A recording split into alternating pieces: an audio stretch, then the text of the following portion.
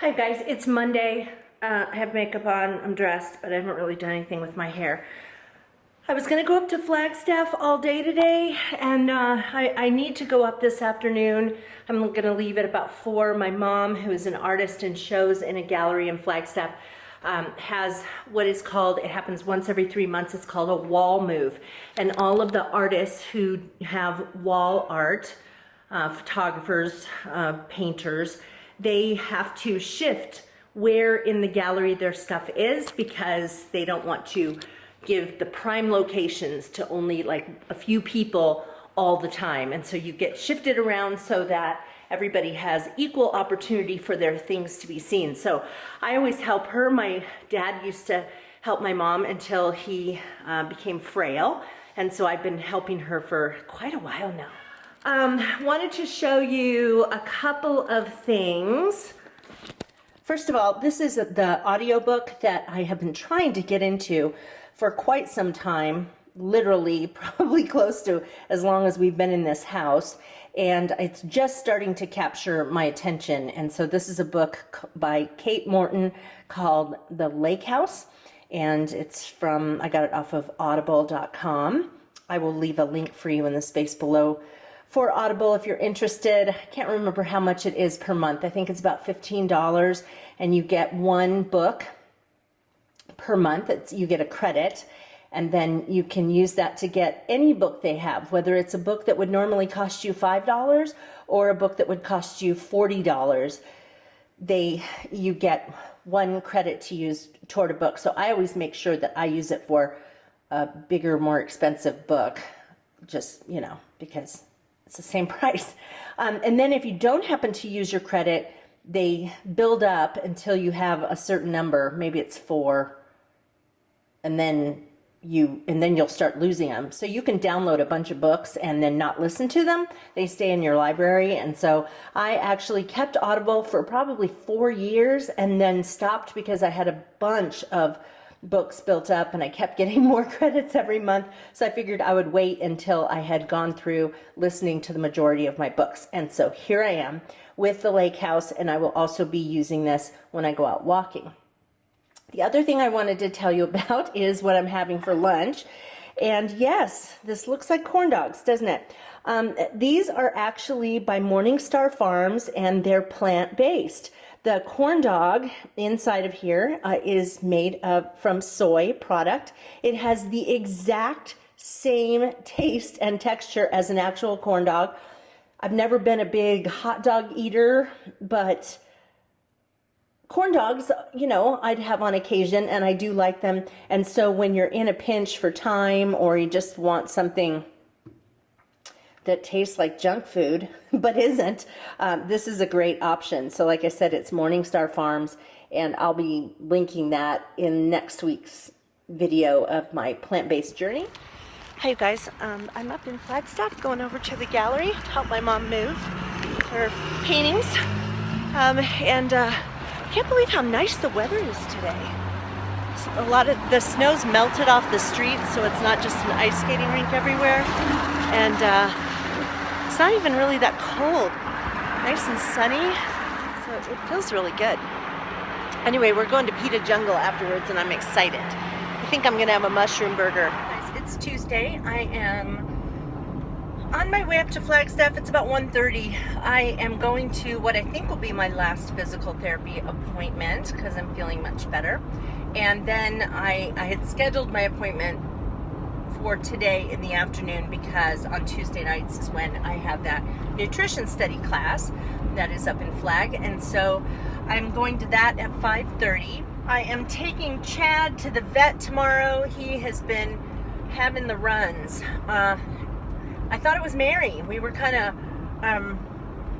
noticing differentness in the cat box, and I don't know why it was that I thought it was Mary, but over the last week. And so I was even giving Mary some plain yogurt. Here she got plain yogurt for the last couple of days, and it wasn't her. I discovered it this morning that it was Chad and not her. I called and made an appointment for the vet to see Mary, and we're going to a vet that we've never been to before. This is here in town, so we're going to establish ourselves with a local veterinarian. And so about half an hour after I made that appointment, I called them back and I said, it's not her. It's my other cat. So you guys, I'm in Flagstaff right now, and it is 55 degrees here. The other day, it was like, I don't know. Well, you saw, I showed you when it was 18. That was in the morning. But it was probably like 22 as a high that day.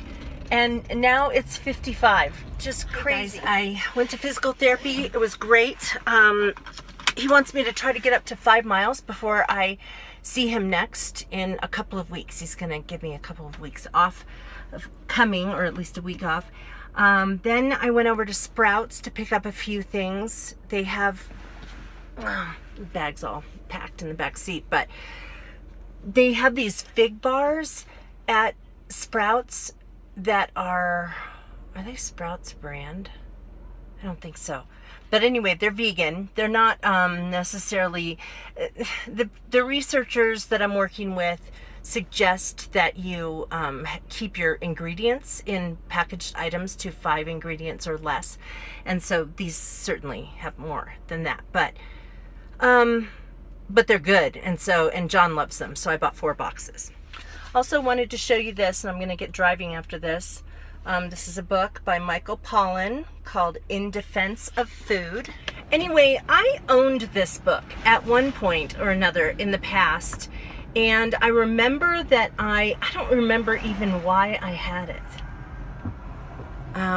But I remember that I started to read it and kind of knew that I was not going to handle the conviction of the book. And so I just stopped reading it and then ended up selling it, I think, at Bookman's or something. And so that's where I just went. It's a used bookstore if you don't have one in your area. Anyway, they call it an Eater's Manifesto, and it's just about how you can successfully make your way through a world, the world of the Western way of eating, and so how you can sort of be successful at eating differently when we live in this culture. Anyway, he has this other wildly popular book called The Omnivore's Dilemma, and I had to buy that for a class that I took a few summers ago. I can take classes at the university, well, at any university in Arizona, I can take up to 3 classes for a total of $25. Yeah. Benefits of being a professor, although who has time to take a class when you're teaching classes? But the really great thing is that John was able to get that price too. So he got a bachelor's degree. He was kind of a late bloomer. He went back to school after we were married, and he got a bachelor's degree for probably $1,500. It was really a steal. Anyway, a couple of summers ago, I took a summer school class. It was a gardening class. It was called Sustainable Botany. So it was actually a botany class, and I was a little nervous because all the kids in the class were like 20, and they were biology majors, and it had been forever since I'd studied anything related to biology, but I got the second highest grade in the class, I will have you know. We had to buy the book The Omnivore's Dilemma during that class, and I didn't read all of it, but I read most of it. It really is a book about just coming to grips with what it means to be a meat eater, and it wasn't like trying to completely gross people to the point of never having meat again. It was just that he sort of went on this journey of helping out on a farm and kind of just seeing the whole life cycle of things, and coming face to face with our food. I personally don't have an issue with people eating meat. I mean, I think that we have the teeth that we were given to chew things that are meat. I think that God put things on this planet for the intention of us to sustain ourselves. In the animal world, animals eat other animals, so I don't think that is a wrong thing. I am totally for the humane treatment of animals. I think if you're going to raise an animal for food, that it should have a good life and that it should not be traumatized in its final days and or at the moment of its death. And I think that I think that we have a responsibility to do that. And personally, I don't want to raise an animal for food. Hi guys, it is, what day is it? Wednesday. And it's about 12:15. I took Chad over to the vet today because of his issues in the litter box. They said that given that we've had him for 6 weeks, it's entirely possible that this could have been something that he was exposed to when he was at the shelter. And so they're treating it as if it's like Giardia or worms or something like that. So, and then also they're treating him like in case it's a irritable bowel kind of a thing, like it has to do with his change of food since he came to us, whatever. So he's on an antibiotic and a dewormer for the next several days. Yeah, so anyway, I'll be happy when, I'll be really happy when that's taken care of. Then just a minute ago, I had a big scare with my computer. I was trying to type an email and it would only type in caps. So I couldn't figure out why it wasn't going to lowercase letters. And, even though I hit the caps lock thing to make sure it wasn't on. So then I went to do a restart, and on a Mac, you can do this thing called resetting the pram. If you have a Mac computer and you have never reset the pram, you should do that. You just hold down the command and the option keys, then restart the computer, and as you hit restart, you immediately take your other hand and hold down the P and the R keys, and you just hold them. So you're holding down 4 keys, and you'll hear the computer chime, and then it will sit for a second, and then it will chime again, and then it will sit for a second. And after it chimes 4 times, then you can let go of the keys and let it start up, and it fixes glitches that you might have. And so almost any time I've had any weird thing happen, I do that. So I was going to reset the pram, and then my computer I started it back up, and it gave me a screen like what you get when you get a new computer. Like, what language would you like to use? And I thought, oh crap, did I just lose everything? And I have a backup, an external hard drive, but I haven't backed it up in a while. And so I just thought, oh no. I mean, I have photos, years and years and years of photos. They're on my backup drive. So it wasn't like, but I would have lost all of the baby pictures of Chad. That would have bothered me. So anyway, I kept messing with it, and I clicked on like a disk repair, and it said that everything appeared to be fine. And so then I just shut the computer down, which I had already done, and I was getting the same result.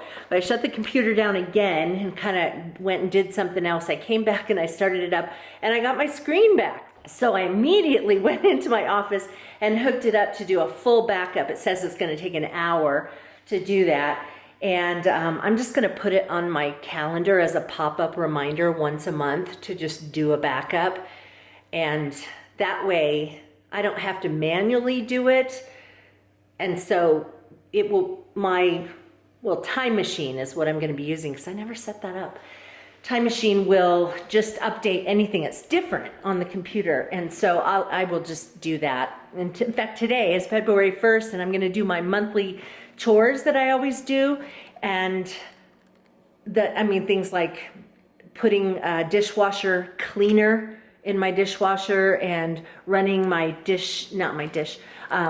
my clothes washing machine, running a cycle with a cleaner for that. And I do a bunch of things at the first of the month. So I'm just going to add the disk back up for my computer to that. Oh, hey, several of you have asked about the cows. And so let's go outside, shall we? Take a look at them. So as you can see, there are still only 4 cows.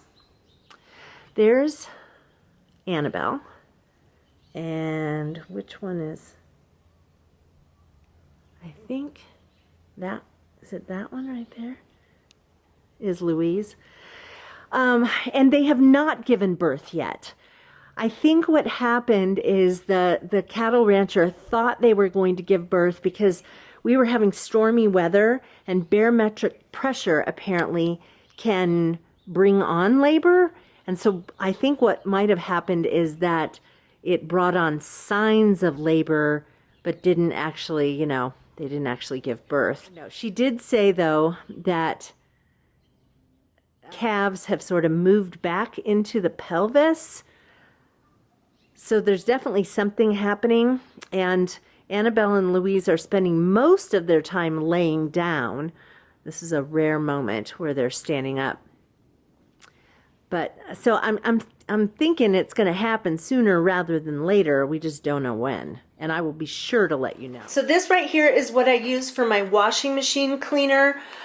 If you have a top loader, just run it on a large cycle, the hottest cycle that it'll go, and you just dump this in. If you have a front loader like I do, what I do is I set it on tub clean. But if you don't have tub clean as one of your cycles, don't worry about that. Just set it for whatever. Watch for your, you don't want to put the detergent stuff in here. So just let it fill a little bit with water and then open it up and dump this in so that it's not going to just stick. This is a powder. If yours won't allow you to open it up mid-cycle, then what I would do is mix it in a pitcher with some water and put it in there before you start your cycle. And then it runs, you don't put clothes in there with it. It runs a cycle, and it says that it helps to remove odor-causing residues in any washer. So I do that once a month.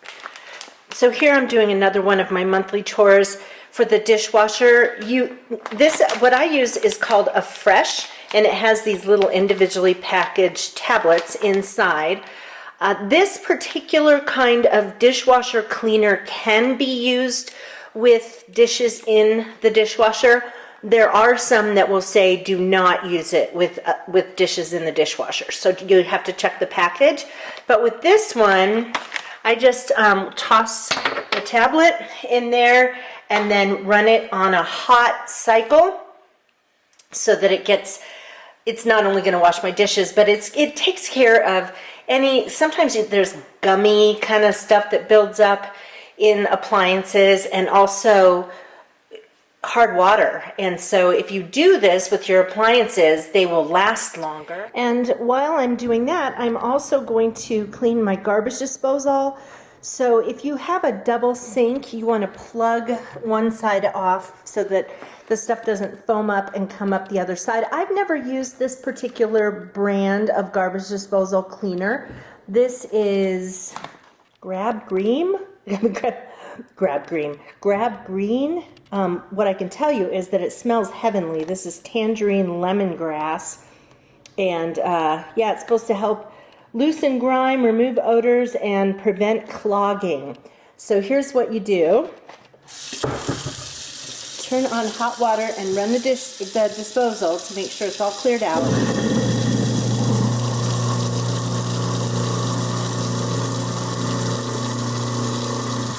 Okay, now I'm going to take it down to a very low stream, really low here.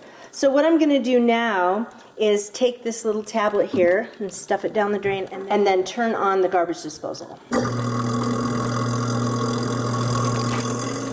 All right, so now the one that I have used in the past, it foams up and everything and goes around in there. That's why you have to plug that off, and this is not doing that. So it's kind of interesting. I'm wondering if it's just not supposed to be that kind of cleaner. Well, I'll tell you, upon reading more closely, looking at the fine print, it says for best results, use once or twice a week, which says to me that this is really just supposed to be something that kind of spruces up your garbage disposal if it's smelling. funny or to keep it from smelling funny, but this is not a deep cleaner. What I do is that one method I did the video about, which I'll try to remember to link in the space below, that one I do once a year. Then there's another kind of cleaning that I do once a month, and that's where it foams up and really gives the whole garbage disposal, that whole unit is cleaned on the inside. And I would recommend using Disposer Care for that. That will foam up. This one, the intention is really just to, it's like, there's a product called Plink. It's the same kind of thing. You throw it in and it just spruces it up. So I'm just gonna use these, you know, for that purpose and get myself the kind of disposal cleaner I really like. Okay, I just refilled my hand sanitizer that I keep in my purse. This is from Fortune Cookie Soap, and it is my favorite fragrance of hand sanitizer they have. It's called Vivid, V-I-V-I-D, and it smells like raspberry lemonade. Anytime I put it on, people around me go, oh my gosh, what is that smell? What is that smell? So I bought a big bottle of it so that I can refill this whenever it's gone. Another nice thing about this hand sanitizer is that it's moisturizing. So most hand sanitizers, well, they have like an alcohol base in them, so they'll dry out your hands, but this one doesn't do that quite so much. Hey guys, I'm just kind of scurrying around right now. I just got a call from my mom that my dad is going to the emergency room. Yesterday he took a tumble in his room and he seemed kind of a little fuzzy-headed when I saw him. And then I got a text from my mom this morning that he had fallen again, and apparently he's fallen again and he can't even stand up with his walker. So the vehicle, the kind of bus they have at the assisted living place, can actually hoist a person in a wheelchair in. So they're going to take him over. My mom's following the bus over to the emergency room, and then so anyway, I'm just getting emotional. I'm heading up there right now. Hi guys, it is almost 10 o'clock and I'm just now leaving Flagstaff and heading home. It was a long evening in the ER. They did a bunch of tests on my dad. They did a CAT scan, blood work, x-ray. He's got a real deep chest, well, it sounded like it was really deep chest cough. It sounds horrible. But we thought maybe he had pneumonia or something. But anyway, as it turned out, my dad was severely dehydrated and he hates to drink water. And we bug him all the time about drinking water, and he gets mad at us when we bug him. But anyway, he was severely dehydrated, and that was part of the reason why he got this infection in his throat, because he wasn't able to like cough it out because he was dehydrated. And then that led to some lightheadedness, which caused the first fall yesterday. And then laying on the floor because he didn't push his button to get help. I don't know how long he was on the floor, but not like hours or anything like that. But laying on the hard floor caused his muscles to release proteins, which then made his kidney functioning poor. And so his, I don't know, kidney enzymes or whatever, the number in a normal adult is like between 100 and 200. Sorry, this is getting really dark. But his was like 3,600. So that led to weakness in his legs, and that's why he couldn't walk. So they have him on IV fluids. They're gonna take care of the infection in his throat, which is it's an upper lung thing. So kind of a, I don't know, throat, upper chest.